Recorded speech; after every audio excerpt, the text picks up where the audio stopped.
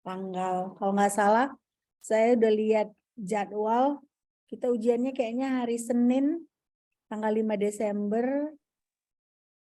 pukul 2, kalau nggak salah ya.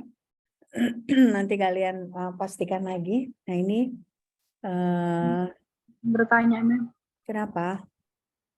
Itu kan memang udah ada jadwalnya. Terus ujiannya itu dilakukan secara offline atau online, Mem? Seperti online ya. Kita online kan? Kalian mau offline apa ya? Online, Bu. Online, Bu. Kalau kalian mau offline, boleh. Online kan? Online. Nah, ya Online. udah. Tadi yang bertanya siapa? Esther, Mem. Memastikan aja, Mem. Oh, mana tahu kalian lebih suka offline kan? Oke, ya kita lanjut ya. Kita mulai. Nah, minggu lalu saya memang agak kacau karena saya kurang sehat. Ini pun saya masih kurang sehat, tapi sudah lebih baik ya. Nah, ini pertemuan terakhir. Pertemuan terakhir kita mempelajari writing chemistry research proposal, ya. Nah, coba kalian tonton dulu video ini, ya kan? Ya. Kalian tonton video ini, biar saya sekalian share ya.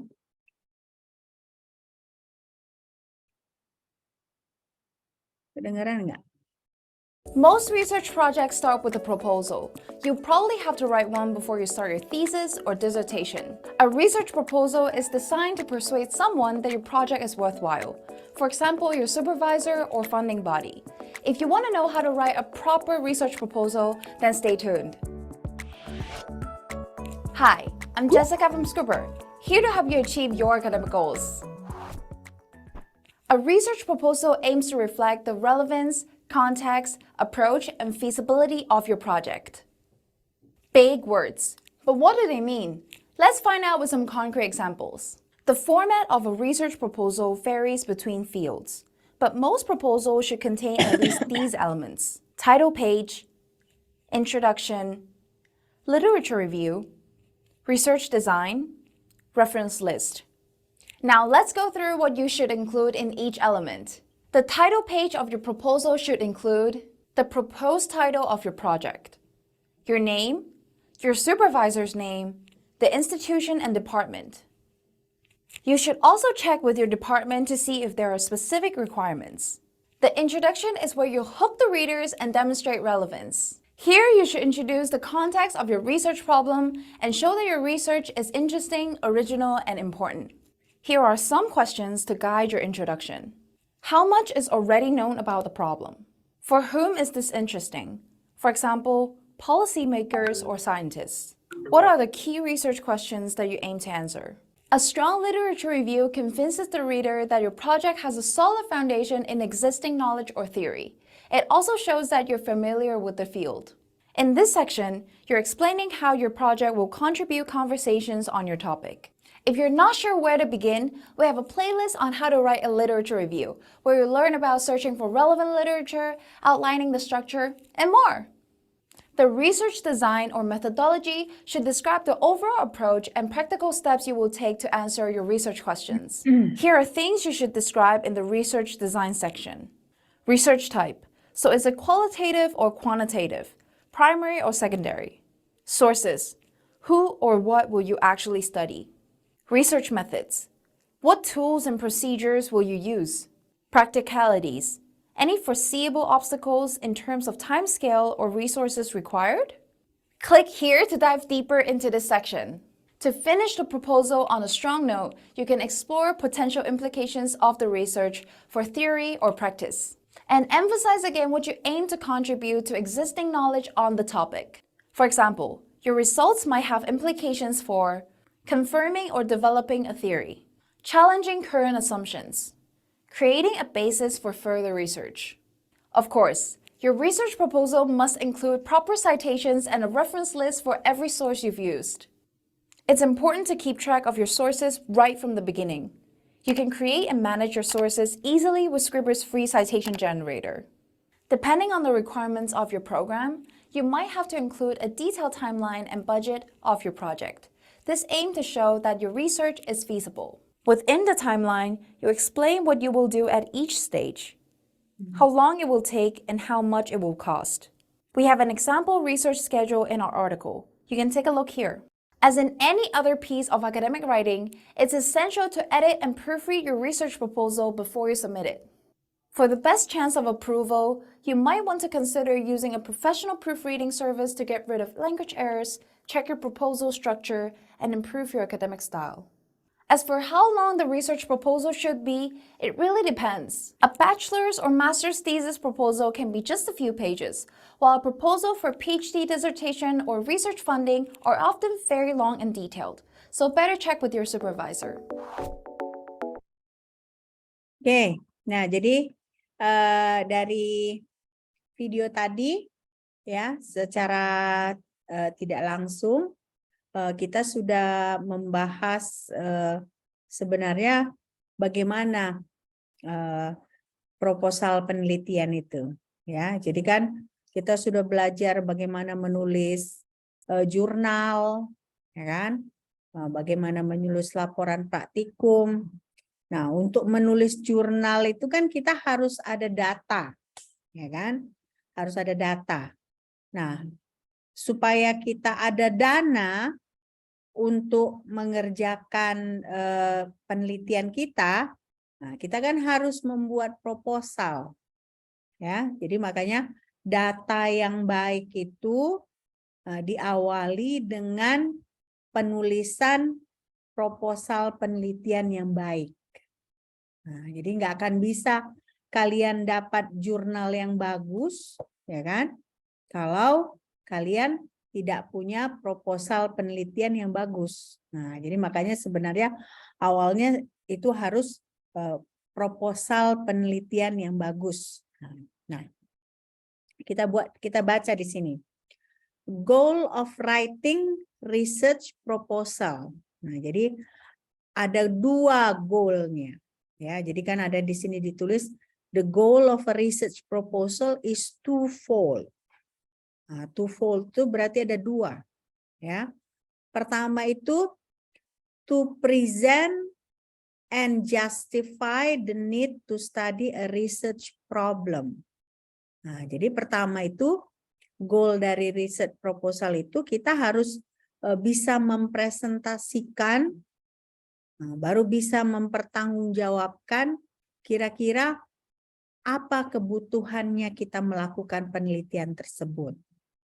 Ya, jadi to present and justify the need to study a research problem. Itu yang pertama.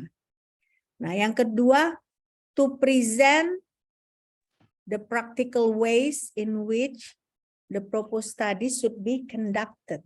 Nah, jadi berarti yang kedua adalah di proposal penelitian itu kita harus jelaskan bagaimana cara praktisnya kalau kita mau mengerjakan studi yang akan kita kerjakan tersebut. Nah, gitu ya. Jadi pertama itu kita present, justify the need. Nah, kenapa kita butuh itu? Itu yang pertama. Yang kedua, bagaimana cara praktisnya melakukan studi tersebut, ya. Nah, inilah goal dari research proposal itu, ya. Nah, guideline-nya biasanya research proposal itu lebih menarik, ya, lebih menarik dan tidak terlalu formal dibandingkan misalnya kan kalau proposal itu kan nggak hanya riset proposal, misalnya ada membangun gedung tinggi, nah gitu kan. Untuk membangun gedung tinggi itu kan biasanya beberapa kontraktor memberikan proposal ke penyandang dana menyatakan bahwa ya kami sanggup membangun bangunan ini dengan biaya seperti ini, dengan kondisi-kondisi seperti ini. Nah, jadi dibandingkan beberapa proposal, nah, yang mana yang paling cocok dengan penyandang dana itu yang diterima. Nah, itu general project proposal. Nah, kalau general project proposal seperti membangun bangunan itu kan dia udah ada SOP-nya gitu kan ya. Nah, tinggal ini biayanya segini lama dikerjakan. Kira-kira kalau misalnya tidak terselesaikan sesuai dengan target, apa ada denda, gitu-gitu ya. Nah, tapi kalau kita riset proposal penelitian, dia nggak seperti itu, ya. Karena proposal penelitian ini kita kan mencoba menawarkan mengerjakan sesuatu yang kita belum tahu hasilnya. Nah, di riset proposal itu kan kita nggak tahu, kita belum tahu hasilnya gimana. Nah, makanya lah kita ajukan meminta dana untuk kita mengerjakan sesuatu, mencari jawaban gitu ya.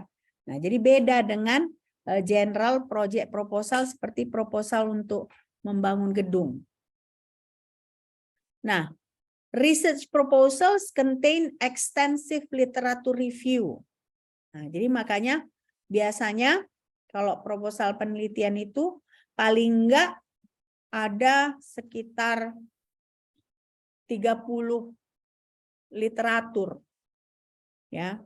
Biasanya kalau anak S1 ya, paling enggak 30 literatur.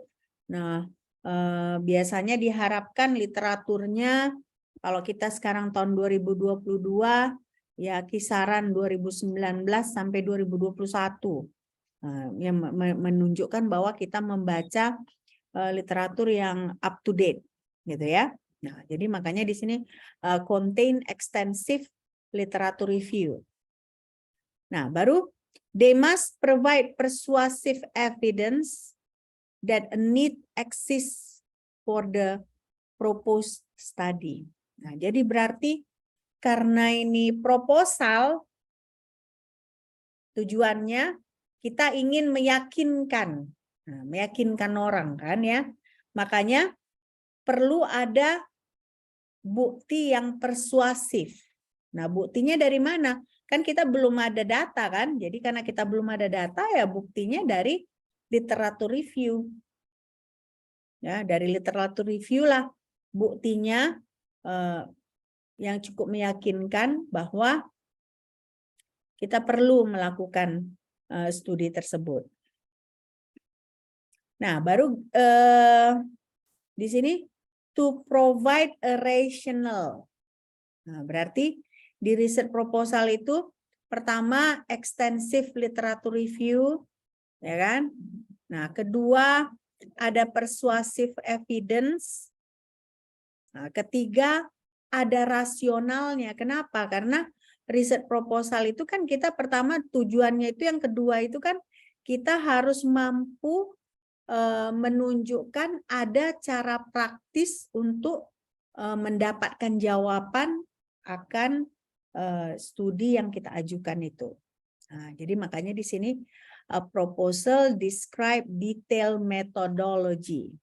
Nah, detailed methodology for conducting the research consistent. Nah, jadi makanya walaupun data kita belum ada, ya kan? Tapi metode yang akan kita lakukan untuk melakukan penelitian, nah itu harus detail di riset proposal. Ya. Nah, misalnya kalian kan mahasiswa pendidikan, ya kan? Nah, misalnya contohnya kalian mau melakukan penelitian bidang apa? Coba. Misalnya Metode pembelajaran mungkin, Ma'am. Metode pembelajaran. Nah, metode pembelajarannya yang mana? PBL, PJBL, yang mana? Coba, kita mulai apa ya? Walaupun kalian masih semester 1, nggak ada salahnya kan? Nanti kan untuk PKM atau apa gitu kan ya? PKM itu kan ada PKM, memang ada PKM Research dan Education gitu kan, macam-macam PKM kan. Nah, tapi kalian dari segi pendidikan kimia kan bisa juga PKM humaniora, ya kan? Nah, jadi misalnya contohnya tadi kalian bilang mau metode pembelajaran. Nah, metode pembelajaran ini kan yang terkenal ada 2 kan? Nah, PJBL dengan PBL, Project Based Learning dengan Problem Based Learning. Nah, jadi yang mana kalian mau uji misalnya contohnya?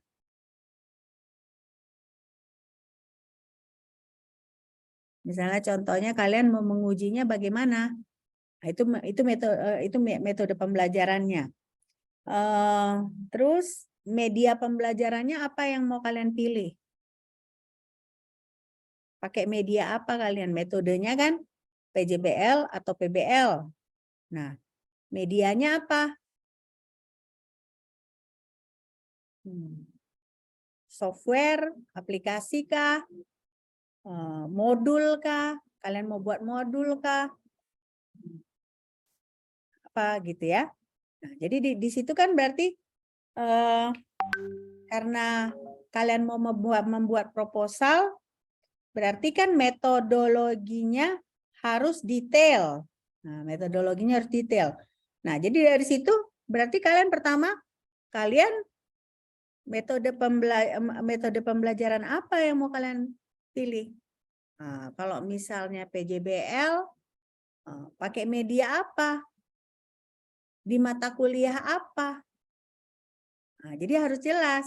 Nah, atau kalian misalnya mau mengujikan modul kalian mau buat modul, kalian ujikan secara PJBL untuk mata kuliah untuk pelajaran misalnya contohnya ikatan kimia atau pelajaran misalnya termokimia karena yang susah kan kimia di SMA itu contohnya kan katanya ikatan kimia, termokimia. Nah, jadi berarti kan kalian mau coba cari-cari cara bagaimana supaya ketika kalian yang nanti akan jadi guru, ya kan, kalian mengajarkan termokimia itu dengan lebih jelas, gitu ya.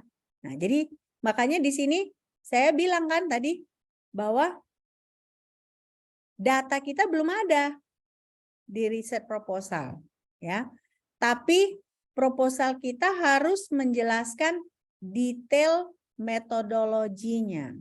Nah, berarti di situ kita harus jelaskan apa media yang kita pakai, ya kan? Bagaimana caranya? Apa kita pakai software? Nah, softwarenya apa? Nah, itu yang harus kalian jelaskan di proposal. Nah, tapi ini di sini tentunya detail metodologinya itu ya harus mengikuti persyaratan profesional dan academic field ya. Nah, tunggu dulu. Sebentar ya. Kenapa tanya Sandi rapat? Melia. Langsung join aja ya. Oke.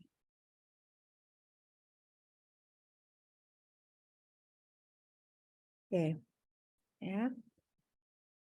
Nah, baru di sini a statement on anticipated outcomes or benefit derived from studies completion. Nah, jadi kan tadi saya bilang data belum ada, tapi kalian bisa kira-kira mengantisipasi kira-kira apa hasilnya. Nah, jadi kalian bisa tulis di proposal itu kira-kira kemungkinannya ini yang terjadi. Nah, kira-kira misalnya contohnya, nah itulah dari situlah nanti misalnya hipotesis kan kalian bikin hipotesisnya. Kira-kira kemungkinan PJBL itu lebih cocok untuk pelajaran ikatan kimia. Nah, contohnya, jadi harus ada anticipated outcome yang kalian tulis. Oke? Nah, Sekarang expectation from instructor. Nah, instructor ini seperti kayak pembimbing gitu ya. Nah, biasa pembimbing itu berharap ya, ketika kalian menulis proposal itu kalian sudah terbangun kemampuan untuk mendesain. Nah, karena ketika kalian membuat proposal itu kan kalian desain kira-kira seperti ini metodologinya, seperti ini alurnya gitu ya, walaupun datanya belum ada. Itu yang pertama. Nah, yang kedua, kalian berarti ketika sudah mulai menulis proposal itu, kalian sudah belajar melakukan literatur review. Nah, berarti contohnya paling enggak berarti ketika menulis proposal itu ada 15 sampai 20 jurnal atau buku yang sudah kalian baca, yang sudah kalian analisa untuk bisa kalian menulis proposal tersebut. Baru yang ketiga ini kalian mampu mengidentifikasi masalah apa kira-kira yang ada, sehingga kita bisa menjawab permasalahan itu melalui penelitian kita. Oke. Nah, baru di sini ekspektasi dari pembimbing juga biasanya become better at locating pertinent scholarship related to your topic. Nah, inilah contohnya yang kayak PKM gitu ya. Nah, dengan kalian menulis proposal, ya kan? Kalian berarti kan dapat dana kan, melakukan penelitian. Nah, dapat dana melakukan penelitian. Nah, kalau nanti misalnya penelitian kalian didanai, nah tidak hanya sampai didanai saja, tapi misalnya kalian maju ke kompetisi nasional, PIMNAS katanya kan, kompetisi nasional, nah itu tentunya semakin bagus untuk CV kalian, ya kan? Nah, jadi makanya sekarang ditekankan sekali mahasiswa ini jangan hanya jadi mahasiswa yang datang pulang kuliah aja, ya. Jadi kalian harus jadi mahasiswa yang lebih aktif. Nah, jadi kalau ada kesempatan tulis proposal PKM, lakukanlah. Kalau gagal gimana? Ya nggak apa-apa, gagal. Yang penting kalian sudah berusaha, benar nggak? Ya kan? Jadi jangan takut males ngerjain, kenapa? Takut gagal. Nah, jangan takut gagal. Ya kalau gagal ya gagal, nggak apa-apa. Tapi kalian udah berusaha, daripada kalian nggak gagal tapi nggak berusaha, mending mana? Paling nggak dari gagal itu kan kalian sudah ada pengalaman, ya. Kayak saya tahun lalu saya coba ngelamar proposal penelitian, gagal. Nah, apa sesudah itu saya patah semangat? Enggak, saya masih mau coba tahun depan ngelamar lagi. Ya, jadi makanya kalau kita nggak coba, nggak akan pernah kita punya pengalaman. Nah, kalau kita coba, paling banter kita gagal. Nah, tapi kita dapat pengalaman baru, ya kan? Dapat pengalaman menulis, nah, dapat pengalaman membaca, nah, dapat pengalaman macam-macam, ya. Nah, jadi makanya coba nulis proposal ya. Nah, baru di sini improve your general research and writing skill. Kalian nggak akan terbangun kemampuan kalian menulis kalau kalian nggak coba. Ya, nah, dengan kalian coba, terbangun kemampuan kalian menulis. Nah, baru di sini terakhir, practice identifying the logical steps that must be taken to accomplish one's research goal. Nah, jadi dengan kita menulis proposal, nah, berarti kan kita berlatih bagaimana mengidentifikasi langkah-langkah logis dalam menyelesaikan masalah, ya kan? Nah, tanpa itu seringkali kita nggak akan berlatih gitu ya. Jadi makanya hal pertama yang bisa kalian kerjakan adalah menulis. Oke. Nah, berarti di sini ada review, examine, and consider. Nah, jadi berarti pertama kita critically review. Halo?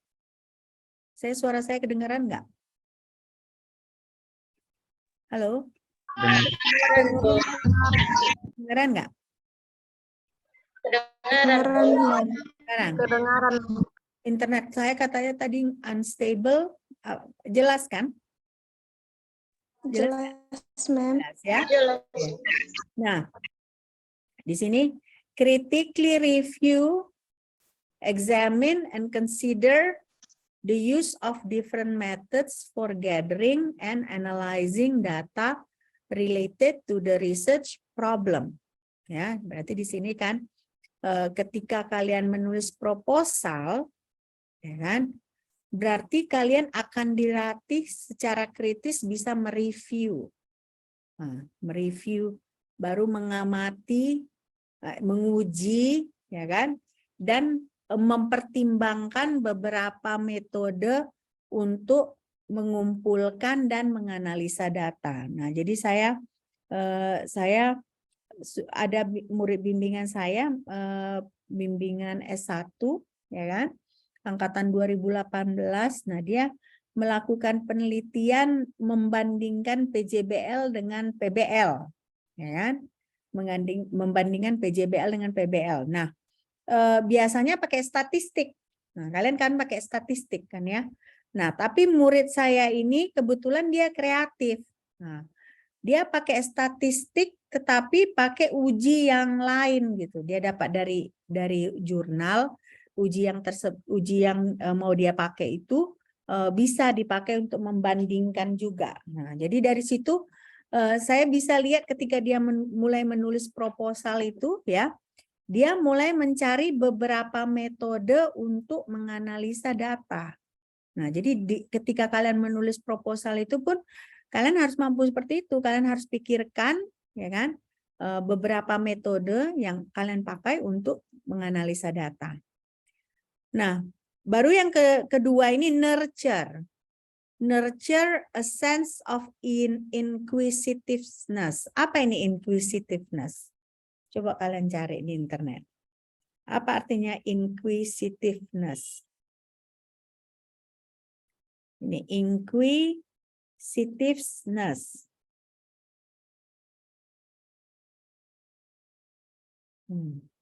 Apa itu artinya? Keingintahuan. Keingintahuan. Nah, jadi berarti dengan kalian menulis proposal penelitian, nah kalian membangun rasa ingin tahu kalian. Nah, membangun rasa ingin tahu itu bagus ya. Kenapa? Karena kan kalian jadinya tidak hanya menerima dari dosen, tapi kalian coba cari tahu. Nah, ya kan, coba cari tahu sendiri ya. Nah, baru yang ketiga ini see, to help see yourself as an active participant in the process of doing scholarly research. Nah, jadi tidak hanya kalian pasif ya, tapi kalian sebagai partisipan yang aktif. Nah, ya kalau misalnya kita di luar negeri gitu ya, nah, biasanya itu belum pun, kalau kalian kan mulai nulis proposal biasanya ketika mau mengerjakan penelitian, benar enggak? Nah, jadi sekitar semester 7 gitu ya. Nah, semester 7 kalian mulai semester 7 kalian sudah mulai menulis proposal penelitian. Nah, kalau di luar negeri itu biasanya kan misalnya sudah anak tingkat 2 pun ya, berarti kayak kalian sekarang misalnya semester ganjil tahun depan sudah mulai nulis proposal, tapi bukan untuk skripsi ya. Nulis proposal diajukan ke lembaga-lembaga yang memberikan scholarship. Nah, ya. Jadi sesudah itu kalau tembus, kalau dikabulkan proposalnya, biasanya musim panas ya, melakukan penelitian.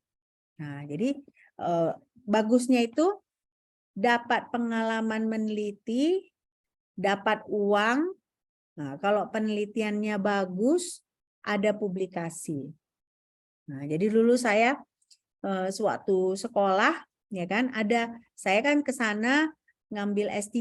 Nah, tapi ada kebetulan mahasiswa S1, ya kan, datang bekerja meneliti di lab pembimbing saya. Nah, jadi dia menulis proposal. Nah, dia didanai proposalnya, ya kan? Berarti artinya dia tiap bulan digaji. Nah, tiap bulan digaji. Nah, selain dia tiap bulan digaji, dia boleh bekerja di lab tersebut, yang berarti dia boleh mengambil data, ya kan? Nah, kebetulan datanya barengan dengan saya. Nah, jadi datanya itu bagus. Nah, kami akhirnya berhasil publikasi. Nah, jadi dia S1 pun sudah ada publikasinya di jurnal Q1. Jurnal Q1 ya. Jadi kalau kalian nanti belajar jurnal itu, kalau dibilang jurnal Q1 itu berarti jurnal yang sudah kualitas paling bagus. Nah, jadi kalian pun harusnya seperti itu maunya, ya. Tidak harus yang, ya kalau ini kan memang dia digaji. Nah, kalian mungkin dalam bentuk PKM, ya kan? Nah, dalam bentuk PKM atau misalnya dalam bentuk membantu dosen dalam mengerjakan proyek. Nah, juga bisa. Nah, jadi kalian dapat skill riset, kemungkinan ada juga dapat uang, benar nggak? Dapat dana, ya kan? Ketiga, ada publikasi. Kan hebat, kan pengalamannya banyak. Banyak keuntungannya kalau kita menulis proposal. Ya. Nah, sekarang kita melihat konten dari riset proposal ini. Jadi, a proposal should contain all the key elements involved in designing a completed research study, yeah, with sufficient information that allow readers to assess the validity and usefulness of your proposed study. Nah, jadi makanya proposal itu ada elemen-elemen kunci yang harus ada. Nah, elemen kunci itu apa aja? Elemen kunci itu harus cukup untuk kita mendesain bagaimana suatu penelitian itu bisa dikerjakan. Nah, jadi berarti si riset proposal itu dia harus sufficient information-nya. Sufficient itu apa artinya? Sufficient. Sufficient itu apa artinya?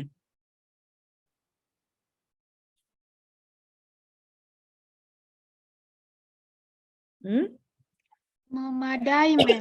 Memadai. Nah, jadi berarti informasinya harus memadai sehingga ketika pembaca membaca proposal kita itu bisa dilihat validitasnya.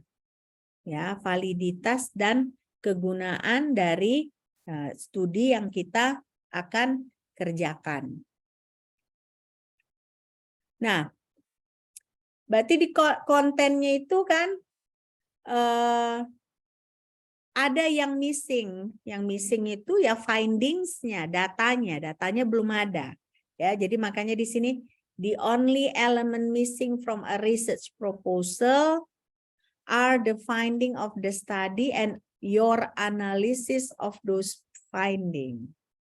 Nah, jadi makanya semua elemen lengkap di proposal, tapi ada yang hilang. Yang hilang itu apa? Yang hilang ya data. Datanya yang belum kita dapatkan. Data kita kerjakan setelah proposal kita dikabulkan, gitu ya. Nah, baru di sini ada statement. An effective proposal is judged on the quality of your writing. And therefore, it is important that your proposal is coherent, clear, and compelling. Apa arti coherent? Apa arti coherent?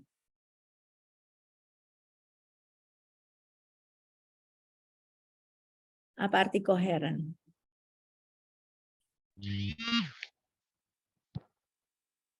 Hah? Nyambung, berkaitan, Berkaitan, clear, jelas, compelling, lengkap. lengkap. Ya. Jadi dia berkaitan, jelas, lengkap. Ya. Nah, jadi biasanya itu memang kan kalau proposal itu bagus apa tidak tidak terlalu ditentukan oleh metode kita yang bombastis, ya.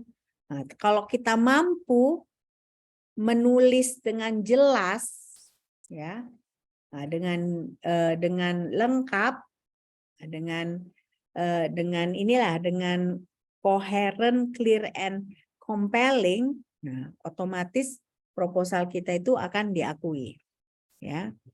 Nah, sekarang ada beberapa pertanyaan yang harus kita ajukan sebelum kita menulis riset proposal. Yang pertama itu, what do you plan to accomplish? Nah, jadi ketika kita menulis, pertanyaan pertama yang kita ajukan pada diri kita adalah, what do you plan to accomplish? Nah, jadi apa yang mau kita dapat dari penelitian tersebut, ya. Nah, ini balik lagi. Nah, ketika kita menulisnya itu, kita harus be clear and succinct in defining the research problem and what it is you are proposing to research. Jadi, kembali lagi balik, be clear and succinct. Succinct tadi apa? Succinct. Succinct apa artinya?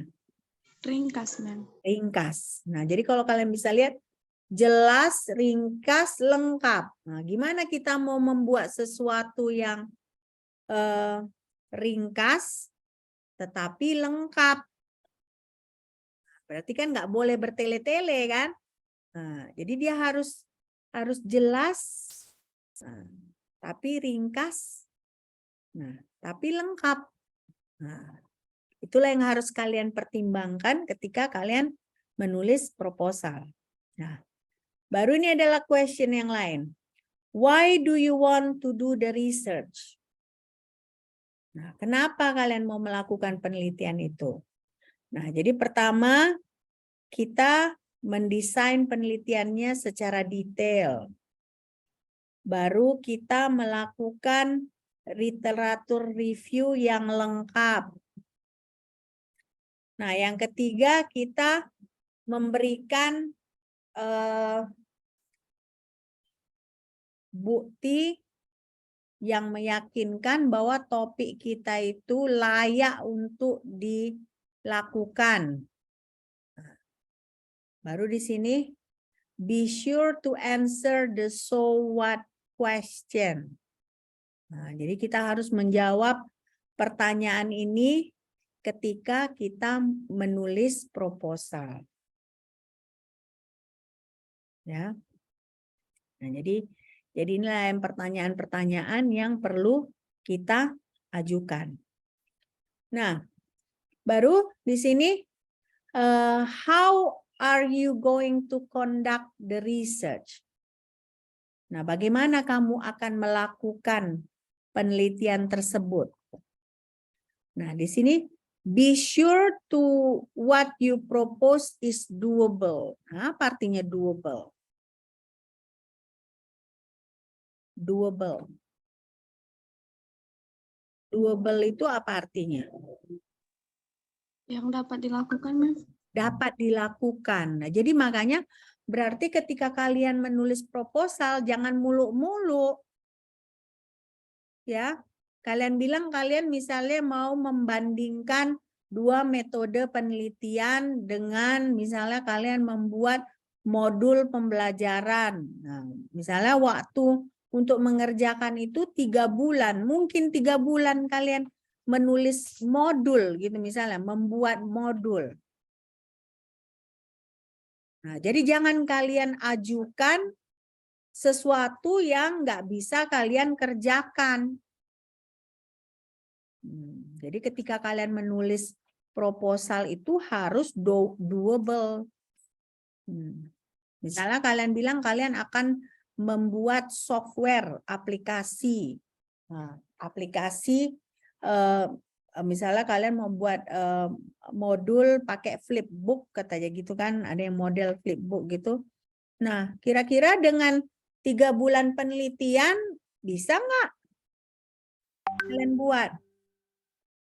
Menganalisa 3 textbook untuk dijadikan modul aja mungkin kalian butuh 2 bulan. Nah, itu belum menulisnya. Baru kalian menganalisa. Karena kan nggak bisa sembarangan kan. Kalau membuat modul itu kan paling nggak kalian ada mengumpulkan beberapa textbook, kalian baca, nah, baru kalian tulis. Nah, jadi makanya di sini, how are you going to conduct the research? Be sure that what you propose is doable. Ya. Jangan mengajukan yang tidak mungkin. Nah, jadi siapa yang tahu mungkin atau tidak? Kalian yang tahu. Kalian kan tahu sejauh mana kemampuan kalian. Benar enggak? Nah, makanya ketika menulis proposal itu kenali diri kalian juga, ya kan? Nah, kira-kira mampu nggak kalian ngerjakannya? Nah, ini ada common mistakes to avoid. Pertama itu failure to be concise. Apa itu concise? Apa concise? Ringkasnya. Ringkas. Jadi kalau kita gagal membuat proposal itu ringkas, nah, berarti proposal kita itu gagal. Kenapa? Karena di sini katanya kan a research proposal must be focused, not be all over the map. Jadi dia jangan kayak gini. Research proposal itu harus mengerucut dia, ya. Nah, jadi harus ringkas. Jangan ada sini. Nah, makanya kalau kita gagal concise, makanya proposal kita gagal. Nah, baru failure to cite landmark words in your literature review. Apa maksudnya ini?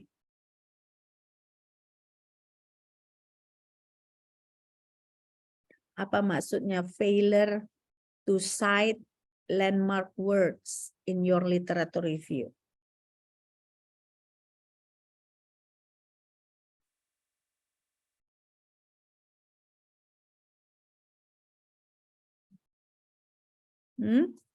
Apa maksudnya?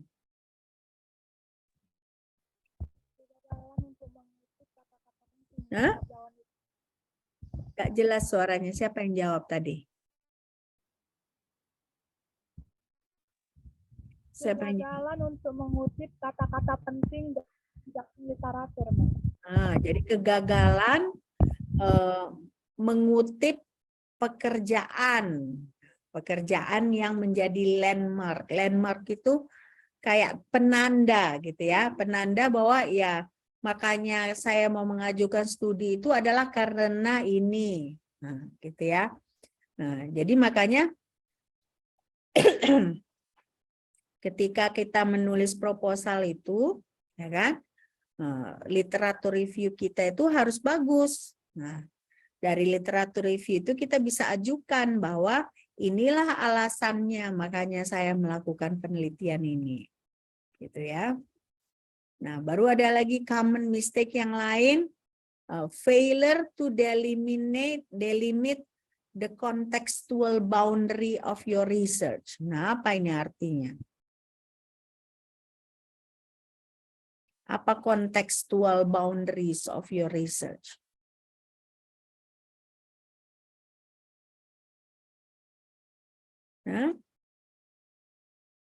Contextual boundaries.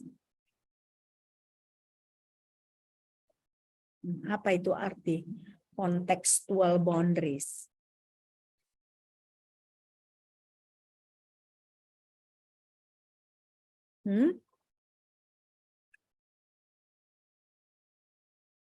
Apa artinya? Batas-batas kontekstual. Batas-batas kontekstual. Nah, jadi nanti kalau kalian menulis proposal itu kan ada batasan masalah namanya kan. Nah, kenapa? Supaya tadi kan supaya penelitian kalian nggak diverse gini tapi berfokus ya, mengerucut. Nah, jadi makanya kalau kalian gagal membuat batasan masalah penelitian kalian, nah otomatis penelitian itu juga gagal ya. Nah, contohnya misalnya waktunya, ya kan, tempatnya, orang-orangnya dan lain-lain ya. Nah, jadi as with any research paper, your proposed study must inform the reader how and in what ways the study will examine the problem. Nah, jadi makanya proposal kalian itu harus memberi ide ke pembaca bagaimana dan apa caranya, sehingga masalah yang kalian ajukan itu bisa dipelajari, gitu ya. Nah, ini ada juga common mistake yang lain. Failure to develop a coherent and persuasive argument for the proposed research. Nah, coherent tadi apa artinya? Saling berkaitan, Bang. Nah, saling berkaitan. Persuasif, Bersifat mengajak. persuasif seperti kayak mencoba meyakinkan gitu ya. Jadi kalau misalnya proposal itu nggak berkaitan, terus nggak meyakinkan argumennya, nah jadi gagal ya. Nah makanya di sini this is critical. Nah jadi ini penting untuk diingatkan ya. Kenapa? Karena in many workplace settings ya, the research proposal is intended to argue for why a study should be funded. Nah, jadi biasanya ini akan menentukan apakah penelitian kita itu, apakah proposal kita itu layak didanai atau tidak. Ya. Jadi ini kita bukan berbicara proposal untuk melakukan penelitian ya. Ini kita berbicara proposal bagaimana ketika kita mau coba orang mendanai proposal kita, penelitian kita ya. Nah, baru ini ada lagi common mistake, sloppy or imprecise writing. Nah, jadi nggak boleh sebenarnya ada salah ketik ya di proposal. Kalau bisa diusahakan semuanya rapi, jangan ada salah ketik. Nah, kalau misalnya proposal kalian dalam bahasa Inggris ataupun dalam bahasa Indonesia, tata bahasanya jangan jelek. Ya. Nah, jadi di sini although a research proposal does not represent a completed research study, there is still an expectation that it is well written and follow the style and rules of good academic writing. Nah, jadi walaupun kan proposal masih sebenarnya, tapi walaupun proposal sudah di-expect dia profesional dalam menulis. Yang berarti jangan ada typo, jangan ada copy paste langsung ya. Copy paste udah gitu kalian udah copy paste nggak kalian ganti lagi misalnya fontnya. Jadi introduction beda font, metodologi beda font. Jadi nggak boleh gitu, semua harus sama. Harus dia konsisten. Nah, jangan sloppy, jangan imprecise ya. Nah, yang lain common mistake to avoid, too much detail on minor issues but not enough detail on major issue. Nah, itulah yang kalau proposalnya diverge dia, nggak fokus ya. Nah, kalau nggak fokus kan otomatis ada di sini fakta lagi fakta. Tapi fakta-fakta kecil bukan fakta yang benar gitu ya. Nah, jadi nggak boleh comot sana comot sini gitu ya. Dia harus koheren, makanya dibilang harus koheren, clear, succinct katanya. Nah, makanya di sini your proposal should focus only a few key research questions. Nah, jadi jangan terlalu banyak pertanyaan dalam penelitiannya. Nah, cukup, makanya ada batasan penelitian kan, nah, supaya tidak kemana-mana dia. Karena kalau terlalu banyak minor issue, nah, sementara major isunya tidak diselesaikan, nah itulah yang nanti berarti proposalnya itu tidak clear, tidak koheren, tidak succinct ya. Nah, baru di sini ada beberapa struktur. Nah, ini kalau misalnya teks proposal itu biasanya antara 10 sampai 35 halaman. Ya, saya rasa kalau PKM 10 halaman bisa ya. Nah, 10 halaman. Nah, berarti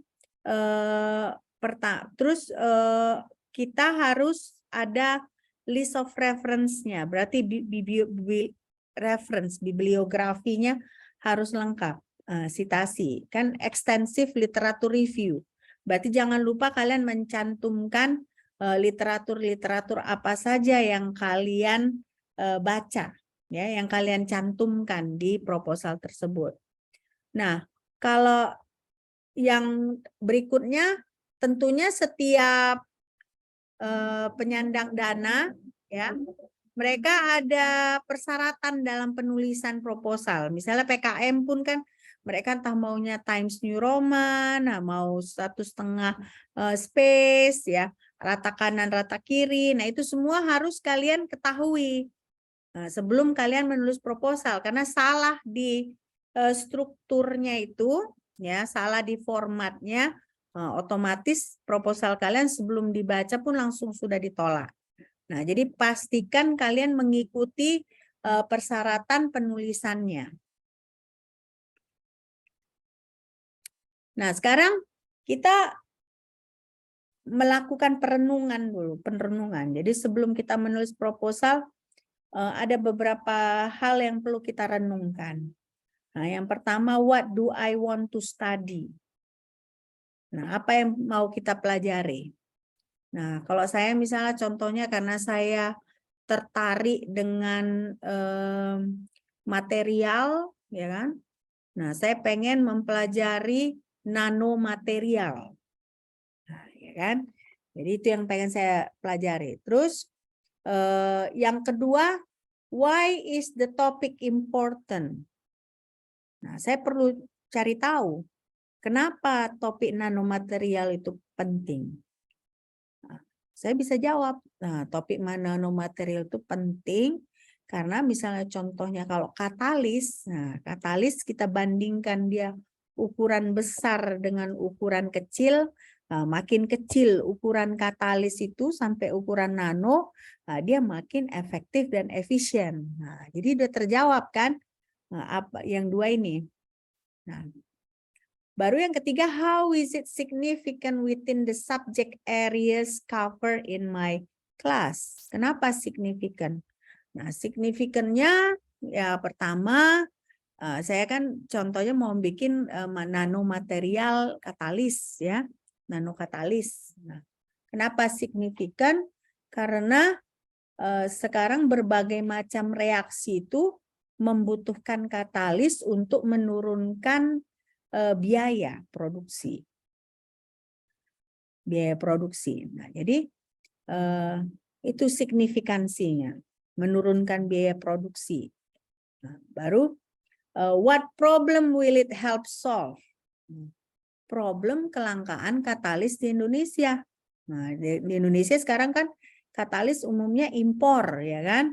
Nah, kalau misalnya saya berhasil mengembangkan katalis nanomaterial itu, khususnya misalnya untuk reaksi-reaksi tertentu di industri, nah otomatis tidak akan ada lagi, tidak perlu lagi kita mengimpor katalis. Nah, jadi seperti itu perenungannya ketika kita mau menulis proposal penelitian. Nah, kalian pun dari segi sudut penelitian kalian pun bisa, what do I want to study? Ya, tadi metode pembelajaran. Why is it important? You want to improve the quality of education. How is it significant? Significant karena gini. What problem will it solve? Misalnya ketidakefektifan dalam belajar di kelas akan terpecahkan dengan kita mengetahui metode pembelajaran mana yang paling tepat. Seperti itu question to ask yourself. Nah, baru di sini how does it build upon and hopefully go beyond research already conducted on the topic. Nah, berarti sesudah kalian jawab pertanyaan yang tadi itu, yang perlu kalian jawab, yang perlu kalian tanyakan lagi, apa yang baru dari penelitian kalian itu? Nah, karena ini kan di sini, how does it build upon and hopefully go beyond research already conducted on the topic. Nah, misalnya seperti saya, nanokatalis itu kan bukan baru dikerjakan, sudah banyak orang mengerjakan. Nah, jadi apa keunikan nanokatalis yang akan saya kerjakan itu? Nah, pertanyaan itulah yang bisa saya jawab di sini. Baru, what exactly should I plan to do?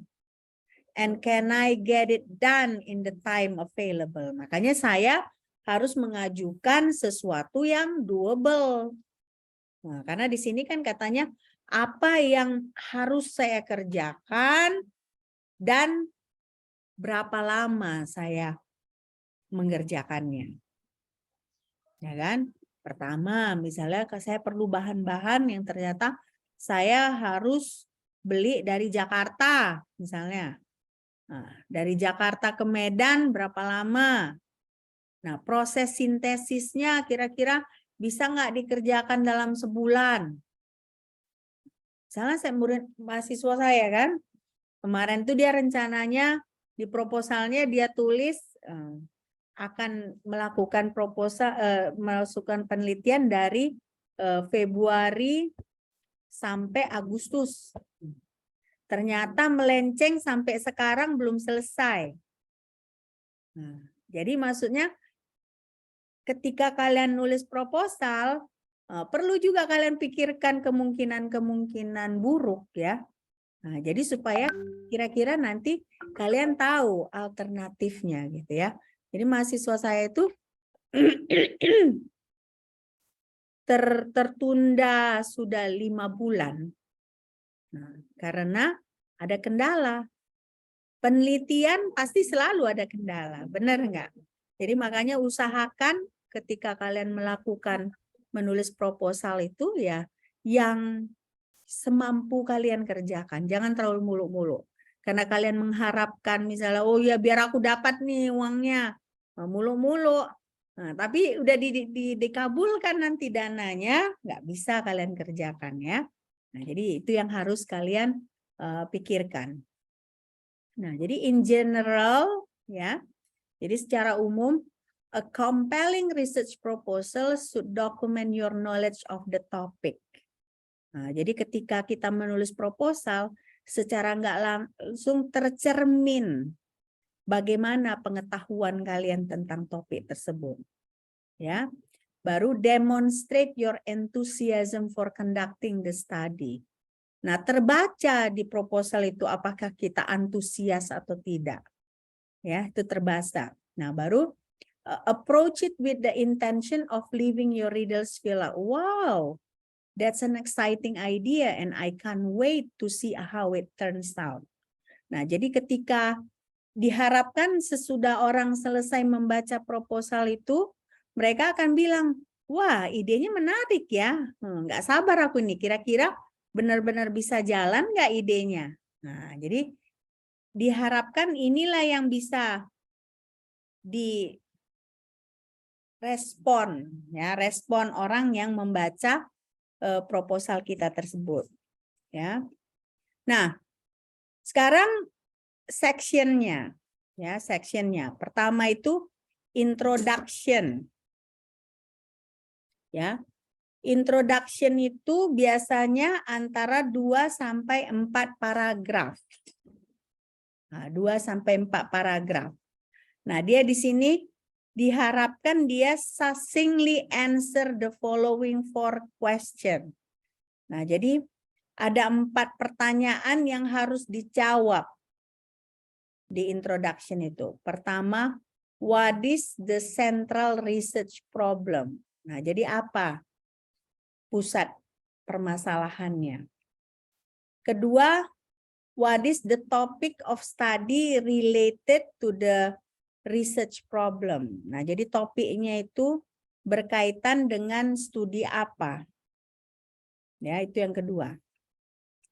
Nah, yang ketiga, what methods should be used to analyze the research problem? Nah, jadi metode apa yang akan kita gunakan untuk menganalisa problemnya?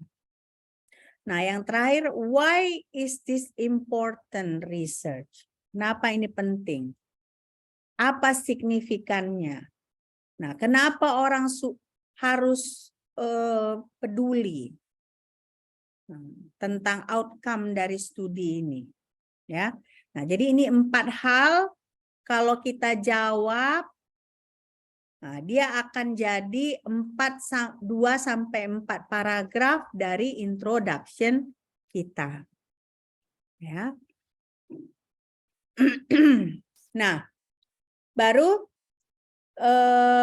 ada juga background and significant. Nah, ini background and significant. Kita menjelaskan the context of your proposal and describe in detail why it's important. Nah, jadi makanya namanya juga proposal. Berarti di introduction itu kita harus jelaskan kenapa proposal ini penting. Ya, kenapa proposal ini penting. Nah, jadi makanya di sini ini harus bisa kita masukkan ke dalam introduction, ya kan? Nah, kita pakai narasi kita. Narasi. Makanya pertama kita literatur review-nya harus ekstensif, ya kan? Nah, dengan literatur review yang ekstensif, kita akan mampu menjelaskan kenapa proposal kita penting. Kenapa proposal kita unik, ya? Oke. Nah, approach writing this section with the thought that you can assume your readers will know as much as about the research problem as you do. Nah, jadi makanya selalu ketika menulis asumsikan bahwa pembaca pengetahuannya tidak sedalam kita. Nah, jadi kita bisa menulis dengan detail, ya. Nah, choose what is more relevant in explaining the aims of your research. Nah, jadi kita jelaskan secara relevan dengan tujuan penelitian kita. Ya, tujuan penelitian kita. Oke. Sampai di sini ada pertanyaan? Ada pertanyaan? Ada pertanyaan nggak? Jelas atau bingung? Hah? Bingung? Nah, ini memang sebenarnya kelihatannya sulit ya, karena memang membuat proposal ini memang harus langsung kita kerjakan ya. Jadi kalau hanya mendengar saya berteori akan membosankan. Tapi kalau kalian langsung coba kerjakan, dia akan kalian akan lebih mengerti, gitu ya. Nah, sekarang background and significant. Jadi pertama itu kita harus state the research problem and give a more detailed explanation about the purpose of the study than what you stated in the introduction. Nah, jadi background and significance ini bagian kedua ya. Jadi introduction itu 2 sampai 4 paragraf. Nah, yang kedua itu background and significance. Nah, di situ kita harus menjelaskan ya kan secara detail apa tujuan penelitian kita. Nah, terutama kalau misalnya problemnya itu kompleks, kompleks dan banyak sisinya. Nah, jadi kita harus secara detail bisa menjelaskan. Tapi sebaiknya memang jangan pilih problem yang terlalu kompleks ya. Nah, cukup pilih satu jenis problem aja. Nah, tapi kita mampu menyelesaikannya. Oke. Nah, di sini present the rationale of your proposed study and clearly indicate why it is worth doing. Nah, jadi berulang dia kalau kalian lihat. Jadi selalu kalian harus usahakan tulis ya apa rasionalnya kita harus mengerjakan studi ini. Nah, sesudah apa rasionalnya, baru secara jelas kita tuliskan kenapa itu layak dikerjakan. Nah, karena kan kita berusaha membuat persuasif, ya kan, persuasif. Nah, jadi kalau kita persuasif ya kita harus secara jelas indicate kenapa dia layak dikerjakan. Oke. Nah, baru di sini describe the major issue or problem to be addressed. Nah, jadi harus major issue dulu. Nah, bisa juga dalam bentuk pertanyaan, ya, question. Nah, baru di sini be sure to note how your proposed study builds on previous assumption about the research problem. Nah, jadi di sini karena kalian sudah melakukan literatur study, ya kan, literatur review. Nah, kalian harus jelaskan apa basicnya penelitian kalian itu. Nah, apa yang orang lain sudah kerjakan.